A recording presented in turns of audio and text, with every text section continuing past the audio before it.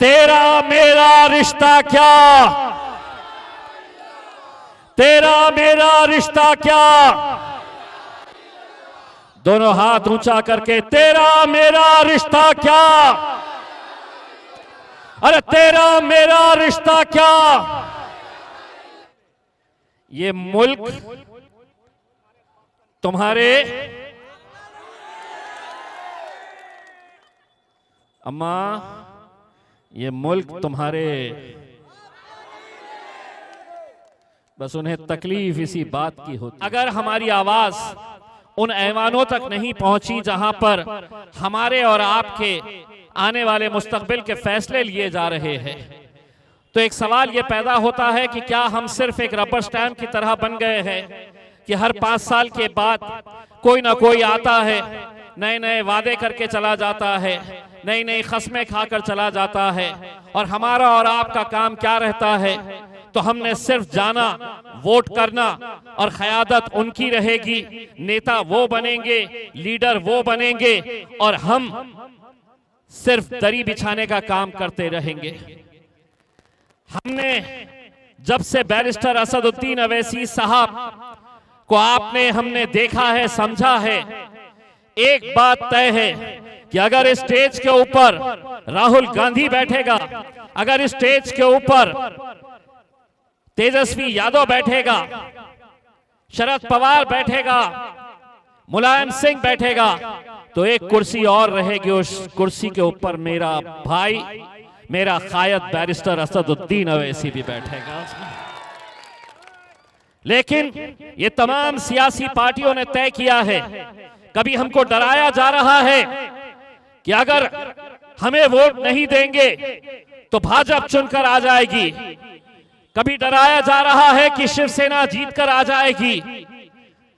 यही डर दिखाते दिखाते पिछले 75 सालों से हमारी क़यादत खत्म हो चुकी है, इस मुल्क से पूरी तरह से खत्म हो चुकी है। हमारी आबादी बढ़ रही है, हर कौम की, हर मजहब की, हर धर्म की आबादी बढ़ रही है, तो उनकी नुमाइंदगी भी बढ़ रही है, चाहे वो असेंबली हो या लोकसभा हो।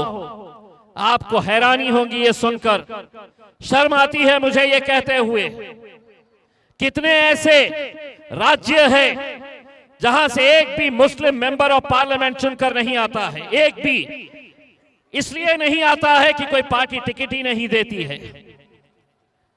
महाराष्ट्र एक भी नहीं, मध्य प्रदेश एक भी नहीं, गुजरात एक भी नहीं, राजस्थान एक भी नहीं। सवाल यह पैदा होता है मेरे भाई, क्या इतनी बड़ी हमारी आबादी, इतनी बड़ी हमारी कौम, और हम सिर्फ आज एक रबर स्टैंप बनकर रह गए हैं?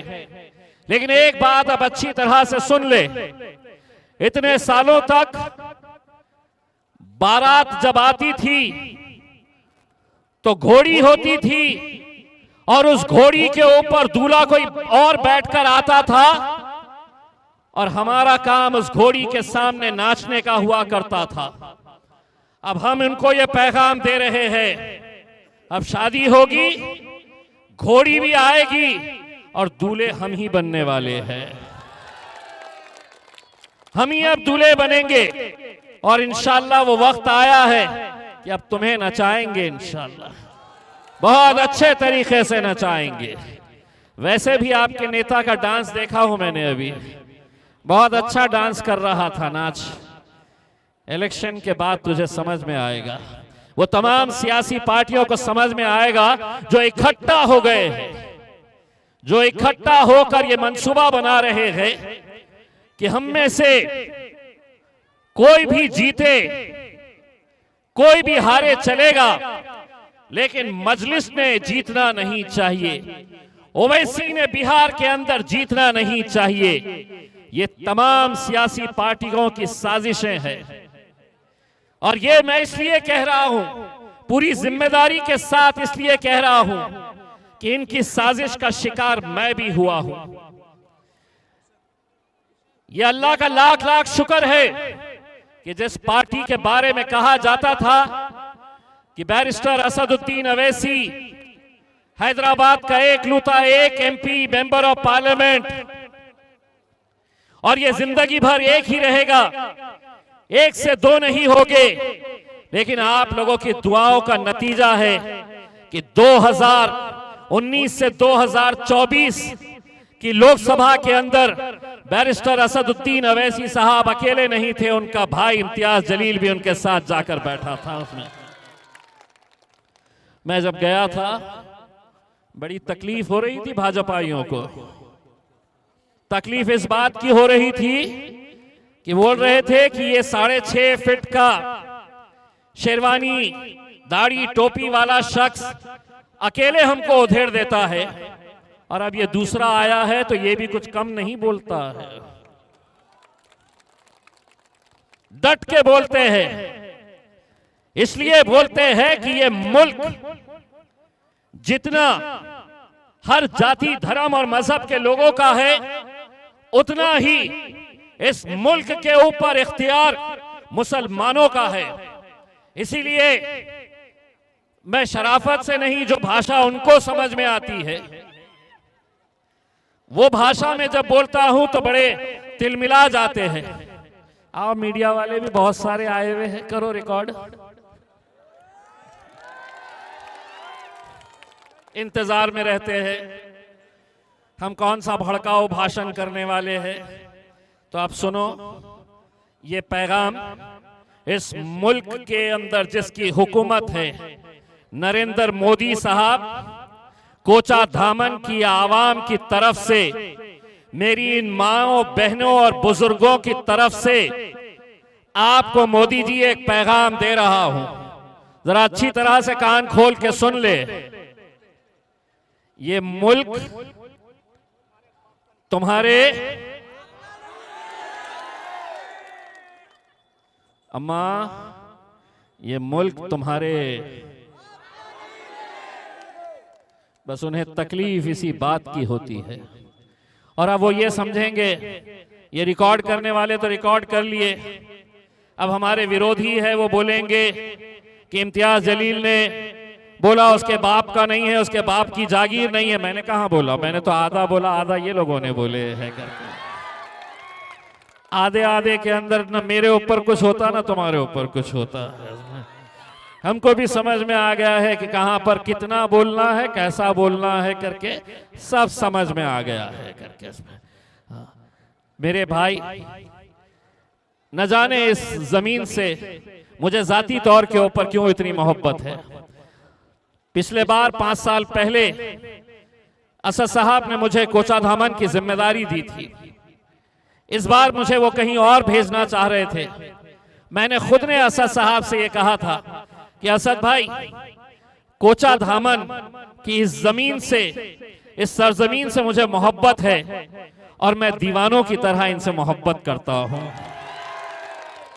इसीलिए आप कोचा धामन की जिम्मेदारी मुझ पर दीजिए। हमारे सीनियर कायद सलीम बेग साहब, मंजूर खान साहब और बहुत बड़े टीम अलग अलग जगहों के ऊपर काम कर रही है। मेरे भाइयों, ऐसे नौजवानों को मैंने देखा है जो कैसे बिहार पहुंच रहे हैं, मेहनत करके, दिन भर मेहनत करके रोजी रोटी कमाने वाले मैंने नौजवान लड़कों को महाराष्ट्र से, तेलंगाना से यहां पर आते हुए देखा है। क्यों आ रहे हैं वो? कोई लखपति करोड़पति नहीं है कि प्लेन में बैठ के आ गए यहां पर प्रचार कर रहे।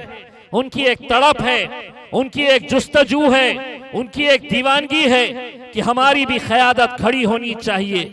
तमाम के तमाम, पूरे के पूरे एक साथ मिलकर आज मजलिस के पीछे पड़े हुए हैं। मजलिस ने नहीं जीतना चाहिए, इम्तियाज जलील ने औरंगाबाद से नहीं जीतना चाहिए। शिवसेना, भारतीय जनता पार्टी, राष्ट्रवादी कांग्रेस, महाराष्ट्र में हुकूमत इनकी, तीनों के तीनों पार्टियां एक साथ मिलकर आए, करोड़ों रुपया पानी की तरह बहाया, सिर्फ इस इरादे से कि इम्तियाज जलील अगर हार गया तो महाराष्ट्र के अंदर मजलिस को बहुत बड़ा झटका लगेगा। उन्हें क्या पता था कि हारने के बाद भी अल्हम्दुलिल्लाह कभी महाराष्ट्र आओ, हार किया, महाराष्ट्र आओ तो तुम्हें समझेगा आएगा कि हम हारने के बाद भी अल्हम्दुलिल्लाह हमारा जलवा कैसा है। ये इसलिए है कि आप लोगों की दुआएं, आप लोगों का साथ है मेरे भाइयों, बुजुर्गों की दुआएं हैं। आपको याद होगा कि जब इस मुल्क के अंदर कैसे बुलडोजर चलाए जा रहे हैं, गरीबों के, मुसलमानों के घरों को गिराया जा रहा है, कोई नहीं खड़े रहकर उस बुलडोजर के सामने खड़े रहने की हिम्मत कर रहा है। कोई ऐवान के अंदर, न असेंबली में, न पार्लियामेंट के अंदर तुम्हारे लिए कोई बोलने के लिए तैयार है। वक्फ की पूरी जमीनें हुकूमत अपने पास हथियाना चाहती है। जो गरीब मुसलमानों की जमीनें हैं, हमारी इबादत गाहें, हमारी मस्जिदों की, हमारी दरगाहों की, हमारी खानकाहों की, ये जमीनें हुकूमत हथियाना चाहती है। हमने देखा है कि हुकूमत कैसे कैसे कानून ला रही है कि हमारी बच्ची अगर कॉलेज में जाएगी तो हिजाब पहनकर नहीं जा सकती है।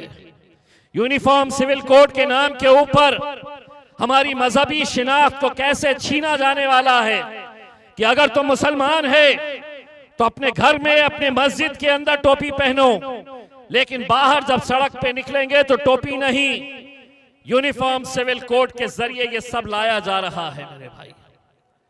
और ऐसे हालात के अंदर कोई खड़े रहता है और हद ये हो जाती है कि इम्तियाज जलील को अगर गाली दे रहा है तो मैं बर्दाश्त कर सकता हूं, लेकिन अगर मेरे हुजूर के खिलाफ, नबी करीम सल्लल्लाहु अलैहि वसल्लम के खिलाफ कोई गुस्ताखी करता है, कोई बोलने के लिए तैयार नहीं, कोई बोलने के लिए तैयार नहीं। तब हमने यह अहद किया कि हमारा वजूद, हमारी पहचान, हमारी शिनाख्त, हमारा सब कुछ जिसके ऊपर कुर्बान है, उनके खिलाफ अगर गुस्ताखी होगी तो गुस्ताखी करने वालों को हम क्या है ये दिखाना भी जरूरी था। तो हमने तय किया कि महाराष्ट्र से मुंबई की तरफ जाएंगे, हुकूमत को झिंझोड़ के रख देंगे। अल्हम्दुलिल्लाह आज जब उस मंजर को आप अपने मोबाइल में, यूट्यूब के ऊपर देखते हैं, मैं पूरी जिम्मेदारी के साथ ये कहता हूं, किसी इंसान के बस की बात नहीं थी मेरे भाई। ये अल्लाह के तरफ की मदद थी कि हजारों की तादाद के अंदर गाड़ियों में सवार नौजवान बुजुर्ग मुंबई की तरफ कूच करने लगे। गाड़ियों में इतना फासला कि एक गाड़ी भी अगर ब्रेक लगाती तो पीछे कम से कम 50 गाड़ियों का एक्सीडेंट हो जाता। लेकिन कहते हैं ना कि अल्लाह की अगर मदद हो तो कैसे पूरे रास्ते भर गाड़ियों के ऊपर सवार नौजवान लड़के गाड़ियों पे लटके हुए, लेकिन क्या मजाल कि किसी को खरोच भी आ जाए, क्या मजाल कि एक छोटा सा एक्सीडेंट भी हो जाए। मुझसे कहा गया कि आप ये रैली निकाल रहे हैं, आपको हुकूमत इजाजत नहीं दे रही। सुबह निकलना हमें और रात में 1 बजे पुलिस की बड़ी टीम मेरे घर पे आती है और ये कहती है कि हुकूमत ने, सरकार ने ये फैसला लिया है कि आपको घर के बाहर नहीं, ये रैली कैंसिल करनी पड़ेगी। हम किसी हालत के अंदर आपको रैली निकालने नहीं देंगे। मामला किसका था, बात किसकी थी? मेरे आका मोहम्मद मुस्तफा सल्लल्लाहु अलैहि वसल्लम की थी। जानते हैं मैंने उनसे क्या कहा? मैंने उनसे ये कहा कि हुकूमत तुम्हारी है, ताकत तुम्हारी है, पुलिस तुम्हारी है, हुकूमत तुम्हारी है, पर खुदा तो मेरा है ना। और मैंने उनको साफ शब्दों में कहा, तुम्हारी ताकत लगाओ मुझे रोकने के लिए, मैं मेरी ताकत बताता हूं, रैली निकाल के दिखाऊंगा करके। अल्हम्दुलिल्लाह मेरे भाई, आज इस मुल्क के अंदर मुसलमान लीडर तो आपको मिल जाएंगे जो अपने जाती मफाद के लिए क्या कुछ नहीं कर रहे हैं। जो उम्मीदवार हमारे सरवर आलम साहब के विरोध में खड़े हुए हैं, मुझे पता चला है कि दलाली का काम, गुंडागर्दी का काम उनके जितने लोग हैं, मैं मास्टर साहब को कहना चाहता हूं, आपके साथ तो चंद गुंडे घूमते होंगे, हमारे खिलाफ तो पूरी हुकूमत रहती है। हम उनसे डटकर भिड़ते हैं, हम उनसे अल्हम्दुलिल्लाह आज तक डरे नहीं। तो आप किस खेत की मूली है? जब तक अच्छे रहे तो अच्छे, वरना मौसम बिगड़ गया तो फिर हमें कहना नहीं भैया। हाँ? फिर उनको ये बोल देना कि शाहरुख खान का एक डायलॉग है, हम जरा से शरीफ क्या हुए तो सारी दुनिया बदमाश हो गई।